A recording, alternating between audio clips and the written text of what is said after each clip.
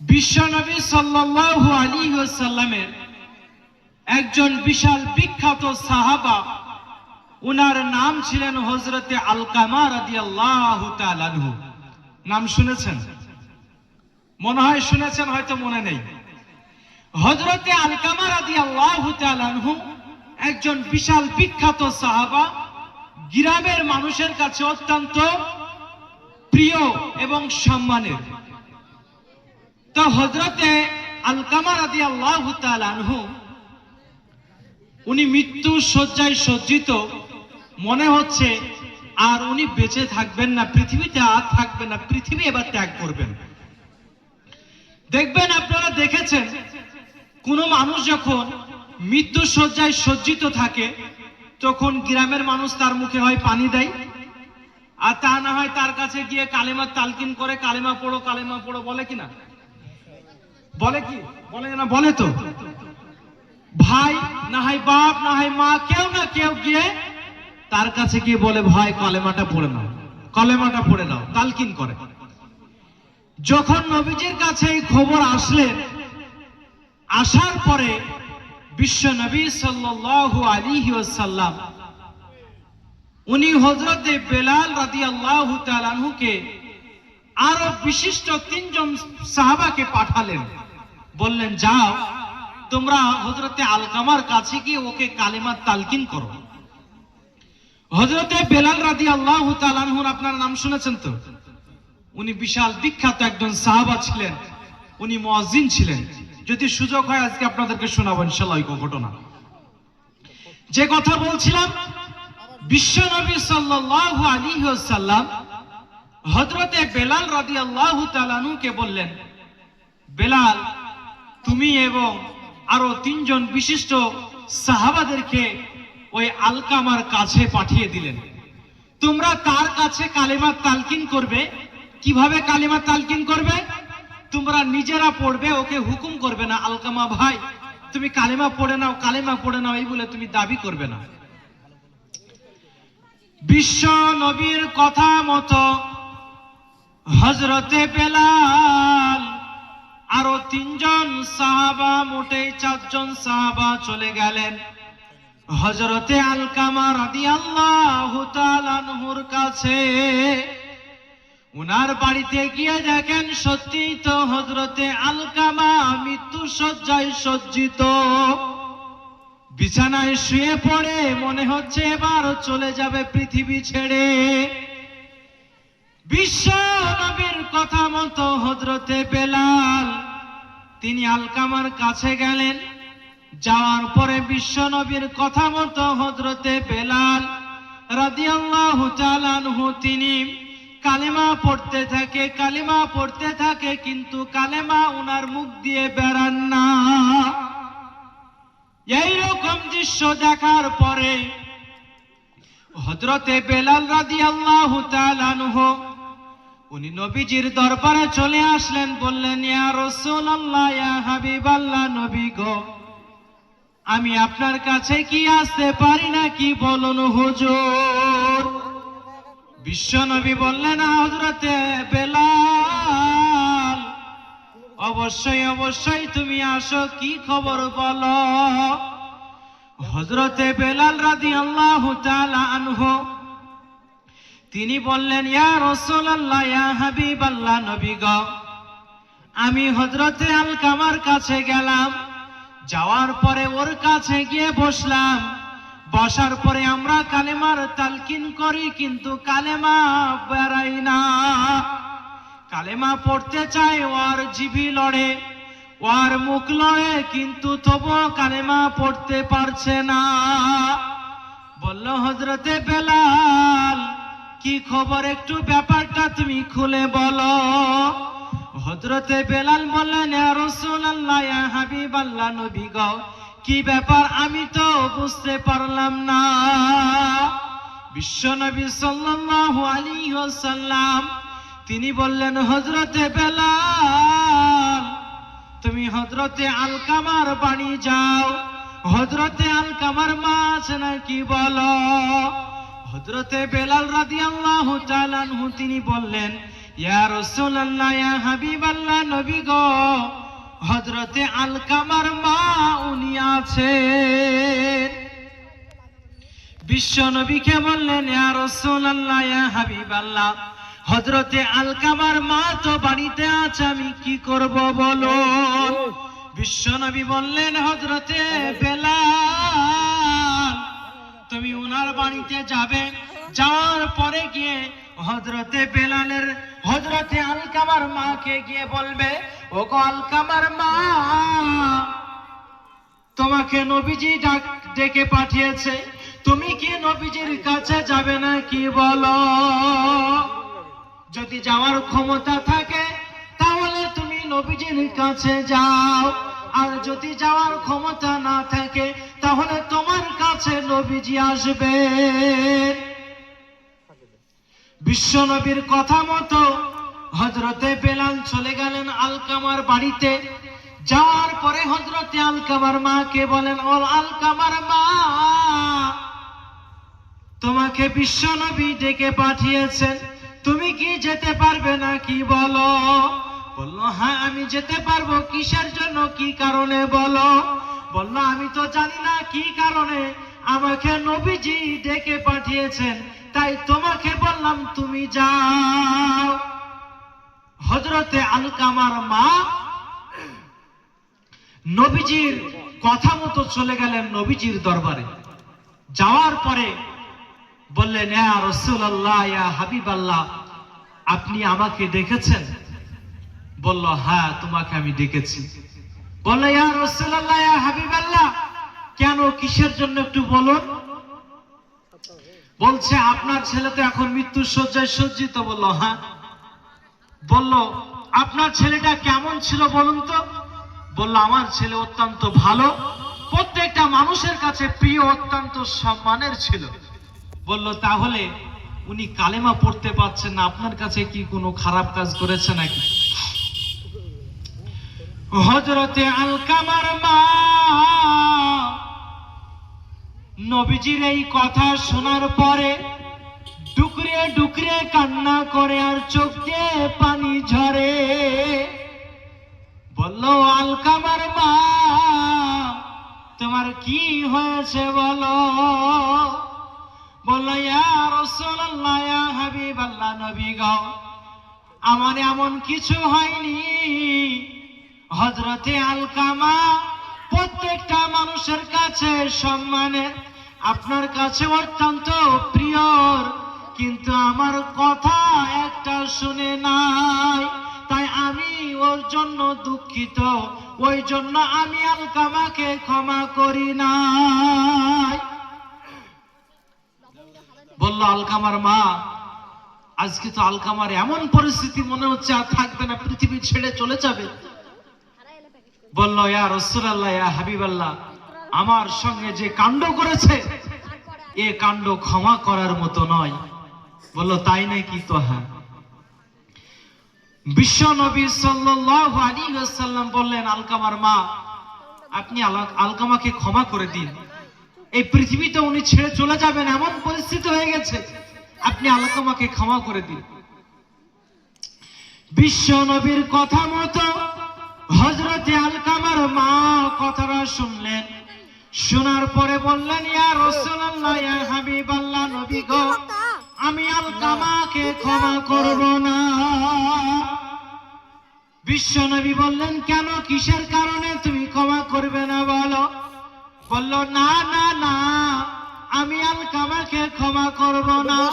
আমাকে আমার সঙ্গে যে অন্যায় অত্যাচার করেছে এই অন্যায় অত্যাচার ভোলার মতো না, তাই আমি আলকামাকে ক্ষমা করব না। আলকামা যদি মরে যায় তবু যাবে, তাও ভালো গো নবী, তবু আমি আলকামাকে ক্ষমা করব না। নবীজি কাকতি মিনতি করে বললেন নবীজির হযরতে আলকামার মাকে বললেন ও আলকামার মা আপনি আলকামাকে ক্ষমা করে দেন, নচেত আলকামা জাহান্নামে গিয়ে পড়বে। বলল ইয়া রাসূলুল্লাহ ইয়া হাবিবাল্লাহ নবী গো জাহান্নামে পড়ুক আর যেখানে খুশি সেখানে পড়ুক, আমি আলকামাকে ক্ষমা করব না। একবার নয় দুইবার নয় তিনবার আল্লাহর নবীজি বললেন কাকুতি মিনতি করে, অত্যন্ত কাকুতি মিনতি করে বললেন, তবু আলকামার মা বললেন, না না না না, আমি ক্ষমা করব না। বিশ্বনবীর কথা যখন অমান্য করলেন, হযরতে বেলালকে ডাকলেন, ও আমার বেলাল, তুমি কোথায়, এখানে এসো। হযরতে বেলাল দৌড়তে দৌড়তে নবীজির দরবারে হাজির। বললেন, ইয়া রাসূলুল্লাহ, ইয়া হাবিবাল্লাহ, লাব্বাইক। বলল, হযরতে বেলাল, তুমি আমার কাছে শোনো, তুমি কিছু কাঠ নিয়ে সাজাতে শুরু করো। কিছু কাঠ নিয়ে সাজাতে শুরু করলেন। করার পরে বিশ্ব নবী সাল্লাল্লাহু আলাইহি ওয়াসাল্লামের কাছে আসলেন। আসার পরে বললেন, ইয়া রাসূলুল্লাহ, ইয়া হাবিবাল্লাহ, কাঠ সাজানো কমপ্লিট। বললেন, ইয়া রাসূলুল্লাহ, তারপরে কি করব বলুন। নবীজিকে বললেন, ইয়া রাসূলুল্লাহ, কি করব। নবীজি আমার হুকুম দিলেন, ও আমার বেলাল, তুমি আলকামাকে নিয়ে এসো। নিয়ে আসার পরে ওই কাঠের উপরে শুয়ে দাও। বিশ্বনবী সাল্লাল্লাহু আলাইহি ওয়াসাল্লামের কথা মতো হযরতে আলকামাকে নিয়ে চলে আসলেন। আসার পরে ওই কাঠের উপরে শুয়ে দিলেন। তারপরে হযরতে বেলাল বললেন, ইয়া রাসূলুল্লাহ, ইয়া হাবিবাল্লাহ, নবী গো, এবার কি করব একটু আপনি বলুন। বিশ্বনবী সাল্লাল্লাহু আলাইহি ওয়াসাল্লাম বললেন, হযরতে আলকামাকে এবার জ্বালিয়ে দাও।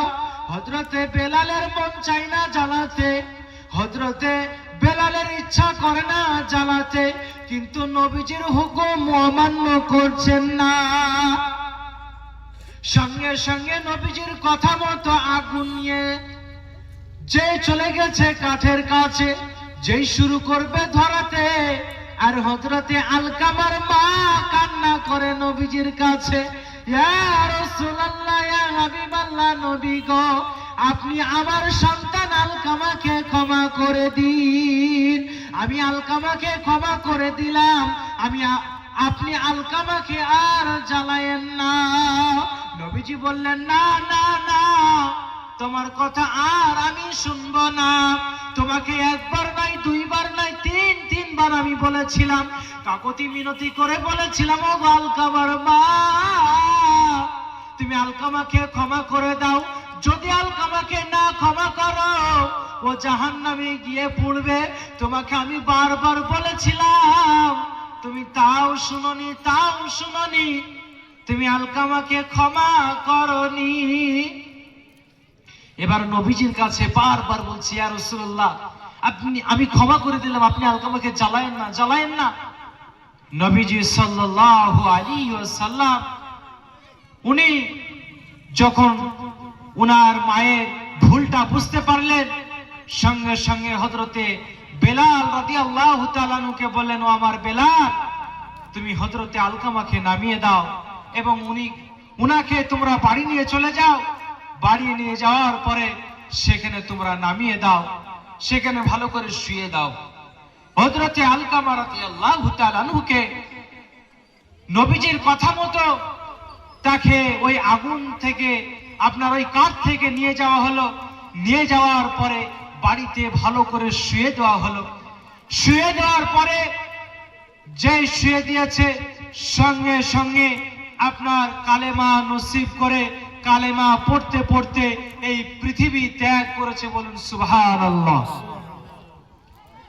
এই জন্য কবি বলেন, মায়ের দোয়া লাও হে মুমিন, মায়ের দোয়া লাও, মায়ের দোয়া লাও হে মুমিন, মায়ের দোয়া লাও।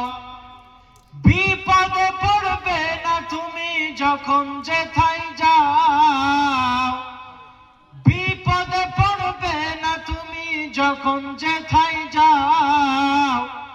মায়ের দোয়া লাও হে মুমিন, মায়ের দোয়া লাও, মায়ের দোয়া লাও হে মুমিন, মায়ের দোয়া লাও। মায়ের দোয়া আমরা নিই তো নাকি? মায়ের দোয়া কেউ নেই? যখন আমরা কোনো জায়গায় সফর করি, কোথাও যখন যাই, তখন কেউ কি আমরা মায়ের দোয়া নেই? এখন মা বেটা সন্তান সন্ততির কাউরের মেল নেই। এখন যদি আপনার কোনো কথা কাটাকাটি হয়, মায়ের সঙ্গে বাপের সঙ্গে কথা বলা বলি বন্ধ করে দিই, এমন যুবক আপনাদের এই দিনাজপুরে আছে কি আছে না? আপনারা বলুন, আছে কি আছে না? আপনাদের মনে হয় দিনাজপুরে নেই, কিন্তু আমাদের মুর্শিদাবাদে ভরি ভরি বাপজি, আমাদের মুর্শিদাবাদে ভরি ভরি সন্তান মা আব্বার সঙ্গে একটু কথা কাটাকাটি হয়েছে, স্ত্রীর কথা শুনে তারা আর কথা বলে বলি বন্ধ করে দিয়েছে, আর কথা বলে বলি করে না। আপনার একই বাড়িতে পাঁচিল দিয়ে দিয়েছে, আপনার আর কথা বলবে না। ভালো মন্দ আনছে, স্ত্রী ঘর ঢুকে স্ত্রী একা একা খায়, বৃদ্ধ বাবা বসে থাকে, বৃদ্ধ মা বসে থাকে। আমার সন্তানকে আমি লেখাপড়া করিয়েছি, শিক্ষায় শিক্ষিত করেছি, আমার ছেলে ইনকাম করছে, আমাকে একটু ভালো খাবার দাবার এনে দেবে আর আমি বসে বসে খাবো, এই রকম চিন্তা ভাবনা ওই বৃদ্ধ বাবা বৃদ্ধ মায়ের মনে হয়। কিন্তু দুঃখ লাগে, সেই বৃদ্ধ বাবা এবং মায়ের চোখের পানি মুছার মতো যুবক ভাইয়েরা সেই রকম সন্তান মিলানো বড় কষ্টকর। যদিও এখনো আছে বলে মা বাবার এখনো শ্রদ্ধা সম্মান হয়। এখন 99% যুবক ভাইয়েরা মা বাবার খিদমত করে না, মা বাবাকে দূরে সরিয়ে দেয়। বিশ্ব নবী সাল্লাল্লাহু আলাইহি ওয়াসাল্লামের এক বিশাল বিখ্যাত সাহাবা হযরতে আবু হুরায়রা রাদিয়াল্লাহু তাআলা আনহু, উনার জীবনী শুনলে বুঝতে পারবেন মা কি জিনিস। বিশ্ব নবী দরবারে হযরতে আবু হুরায়রা রাদিয়াল্লাহু তাআলা আনহু সব সময় উনি উপস্থিত থাকতেন। নবীজি কখন হাদিস বলবেন আর আমি সেই হাদিস শুনবো আর মুখস্থ করব বলে। হযরতে আবু হুরায়রা রাদিয়াল্লাহু তাআলা আনহুর মা তখন ঈমান আনেননি, তখন মুসলমান হননি। হযরতে আবু হুরায়রা রাদিয়াল্লাহু তাআলা আনহু এমন তো অবস্থায় নবীজির কাছ থেকে ফিরতে বাড়ি যেতে আপনার একটু দেরি হয়েছে। সেই সময়তে বিশ্ব নবী সাল্লাল্লাহু আলাইহি ওয়াসাল্লামের কাছ থেকে বাড়ি যায়। যাওয়ার পরে বিশ্ব নবীর কাছ থেকে যখনই গিয়েছে, আবু হুরায়রা রাদিয়াল্লাহু তাআলা আনহু বলেছেন, মা তুমি দরজাটা খুলো। সঙ্গে সঙ্গে হযরত আবু হুরায়রার মা দরজা খুললেন। খোলার পরে জিজ্ঞাসা করলেন, বাবা তোমার লেট কেন হলো, এত দেরি কেন হলো বলো। বললেন, মা ওগো মা, আমি এমন এক জায়গায় ছিলাম যেখানে শুধু মক্কার নয়, শুধু মদিনার নয়, শুধু তায়েফের নয়, সারা বিশ্বের নবী নবী রাহমাতাল লিল আলামিন উনার কাছে ছিলাম। উনার হাদিস শোনার জন্য আমি ওয়েটিং করছিলাম, বসেছিলাম। উনার হাদিস মুখস্থ করার জন্য আমি বসে থাকি। বিশ্ব নবীর কথা যেই মাত্র শুনেছে, আর সঙ্গে সঙ্গে হযরতে আবু হুরায়রা রাদিয়াল্লাহু তাআলা আনহুর মা সঙ্গে সঙ্গে আপনার হযরতে আবু হুরায়রাকে দূর দূর দূর করে হযরতে আবু হুরায়রাকে তাড়িয়ে দিচ্ছে, ঘাড় ধাক্কা দিয়ে বের করে দিয়েছে। টুকরোতে টুকরোতে চলে আসেন হযরতে আবু হুরায়রা রাদিয়াল্লাহু তাআলা আনহু। উনি একজন পাতলা টুকরা সাহাবা ছিলেন। আবার দৌড়াতে দৌড়াতে চলে আসেন হযরতে বিশ্ব নবী রাহমাতাল লিল আলামিনের কাছে। ওজহরে নয়নে কান্না করছেন। আর নবীজি দেখে বললেন, ইয়া রাসূলুল্লাহ, ইয়া হাবিবাল্লাহ, নবী গো, আমি বাড়ি থেকে ফিরে আসি। নবীজি জিজ্ঞাসা করলেন, কেন, কিসের জন্য বলো। বলল, ইয়া রাসূলুল্লাহ, ইয়া হাবিবাল্লাহ, আপনার কাছ থেকে যেতে আমার লেট হয়েছিল। মা শোনার পরে ঘাড় ধাক্কা দিয়ে বের করে দিয়ে আমাকে তাড়িয়ে দিয়েছে। ইয়া রাসূলুল্লাহ, আপনি আমার একটা বিচার করুন, যেন আমার সঠিক একটা বিচার হয়।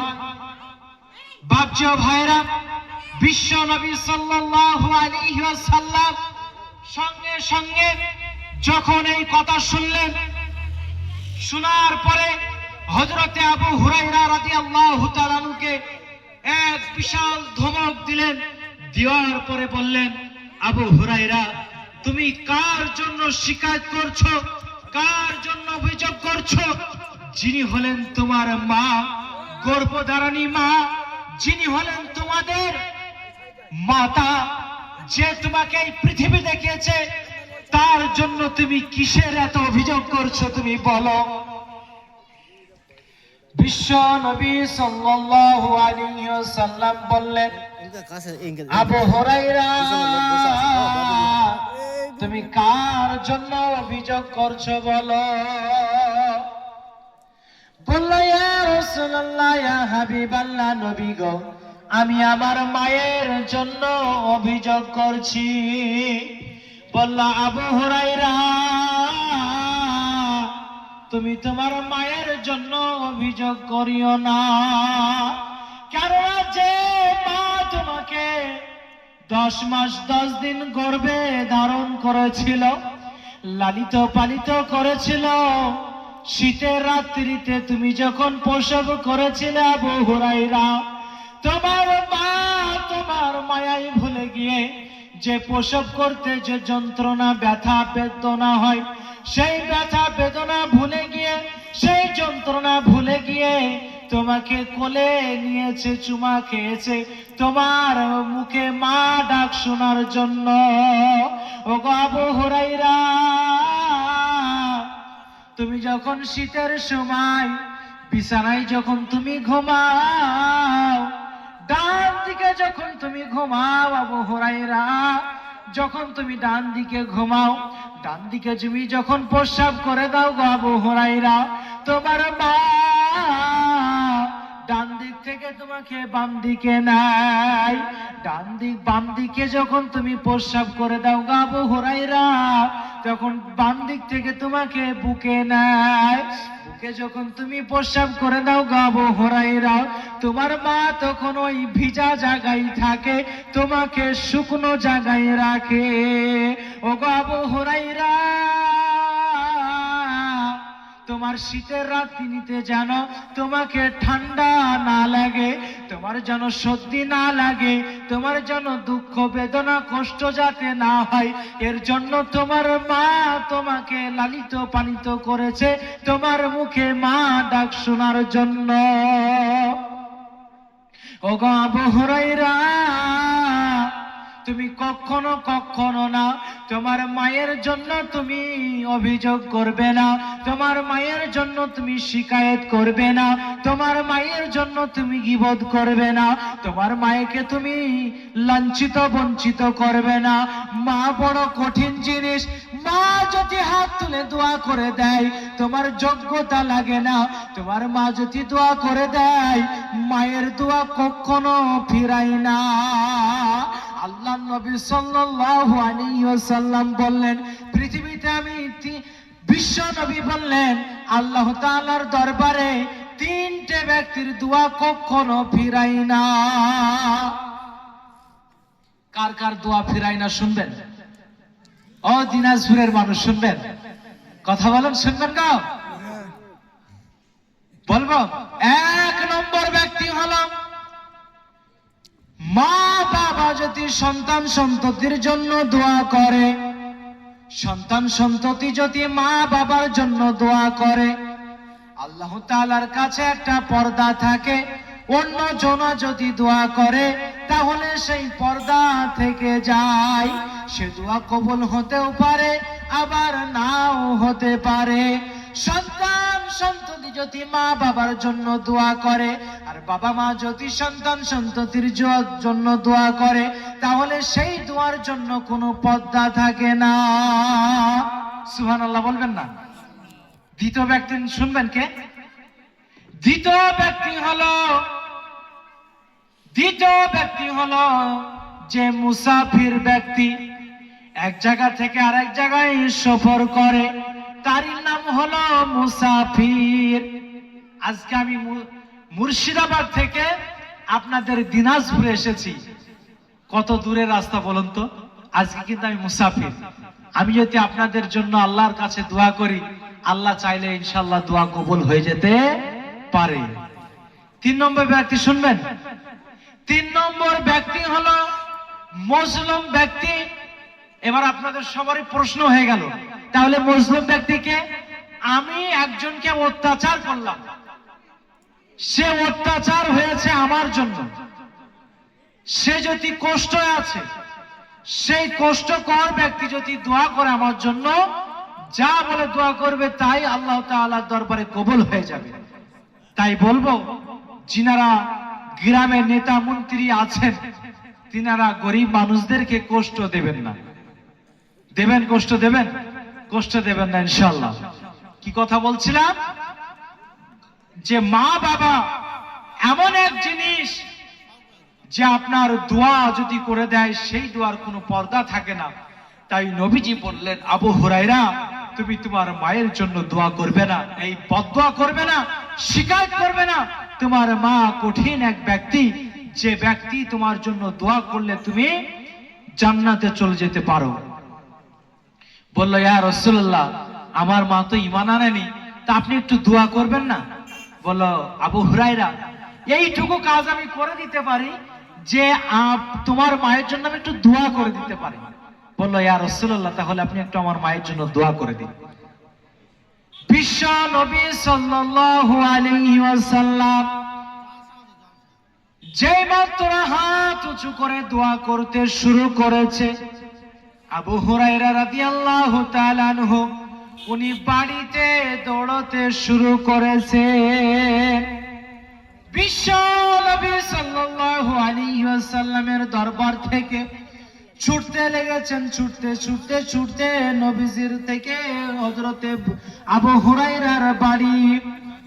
মাঝ রাস্তায় বসেছিলেন আবু বকর, হযরতে উমর, আলী, উসমান, বিখ্যাত সাহাবা। তিনারা জিজ্ঞাসা করেন, আবু হুরায়রা, ও ভাই, তুমি তো এরকম ভাবে কোনদিন দৌড়াও না, আজকে কেন, কিসের জন্য দৌড়াচ্ছ বলো? বলল, কিছু হয়েছে নাকি তোমার, বলো। বলল, না না না, আমার কিচ্ছু হয়নি, কিচ্ছু হয়নি। আমি দৌড়াচ্ছি, আমার নবী আমার মায়ের জন্য দোয়া করছে, তাই আমার মায়ের দোয়া, বিশ্ব নবী যে দোয়া করছে, ওই দোয়া আগে যাই না, আমি আবু হুরায়রা আগে যাই, এই দেখার জন্য আমি দৌড়াচ্ছি। হযরতে আবু হুরায়রা রাদিয়াল্লাহু তাআলা আনহু সেইখান থেকে ছুটতে ছুটতে ছুটতে চলে গেলেন বাড়িতে। যাওয়ার পরে গিয়ে বলছেন, মা। হযরতে আবু হুরায়রা যেই সাউন্ড পেয়েছে, আওয়াজ পেয়েছে, সঙ্গে সঙ্গে হযরতে আবু হুরায়রা রাদিয়াল্লাহু তাআলা আনহুকে বলেন, ও আমার আবু হুরায়রা, তুমি বাড়ি চলে এসেছো তো? হ্যাঁ। সঙ্গে সঙ্গে মায়ের মনটা নরম হয়ে গেছে। যে মা প্রতিদিন আওয়াজ করত, যে মা প্রতিদিন আপনার তাড়িয়ে দিত, ঘর থেকে বের করে দিত, সেই মা সঙ্গে সঙ্গে নরম হয়ে গেছে। সেই মা বলছে কি, আবু হুরায়রা, তুমি কোথায় থাকো, কার কাছে থাকো বলো? বলল, মা, আমি একজন এমন ব্যক্তির কাছে থাকি যে নবী, বিশ্ব নবী, সারা বিশ্বের নবী, রাহমাতাল লিল আলামিন, ওই ব্যক্তির কাছে আমি থাকি, আর আমি হাদিস মুখস্থ করি। বলল, তাই নাকি? বলল, হ্যাঁ। বলল, আবু হুরায়রা, ওই ব্যক্তিকে আমি দেখতে চাই, তার কাছে আমি যাব। বলল, তাই নাকি? বলল, না না না না, তুমি তো প্রতিদিন অপমান করো, আজকে তাহলে তুমি কিসের জন্য এই কথা বলছো বলো মা? হযরতে আবু হুরায়রা রাদিয়াল্লাহু তাআলা আনহুকে বলছে, বাবা, আমি অপমান করব না, লাঞ্ছিত করব না, বঞ্চিত করব না, আমি ওই ব্যক্তিকে আমি শুধু দেখতে চাই। হযরতে আবু হুরায়রা রাদিয়াল্লাহু তাআলা আনহু মায়ের কথা শুনে বললেন, মা, তুমি ওই ব্যক্তিকে যদি দেখতে চাও, ওই ব্যক্তির কাছে যদি তুমি যেতে চাও, তাহলে তোমাকে গোসল করতে হবে। সঙ্গে সঙ্গে হযরতে আবু হুরায়রার মা সঙ্গে সঙ্গে গোসল করলেন, আর গোসল করার পরে হযরতে আবু হুরায়রাকে সঙ্গে নিয়ে হযরতে আবু হুরায়রা রাদিয়াল্লাহু তাআলা আনহুর সঙ্গে চলে গেলেন। যাওয়ার পরে বিশ্ব নবীকে বললেন, ইয়া রাসূলুল্লাহ, ইয়া হাবিবাল্লাহ, নবী গো, আপনার দোয়া আমার আগে চলে গিয়েছে। একবার সুবহানাল্লাহ বলবেন না? কি ব্যাপার গো, দিনাজপুরের মানুষ সুবহানাল্লাহ বলতে পয়সা লাগবে নাকি?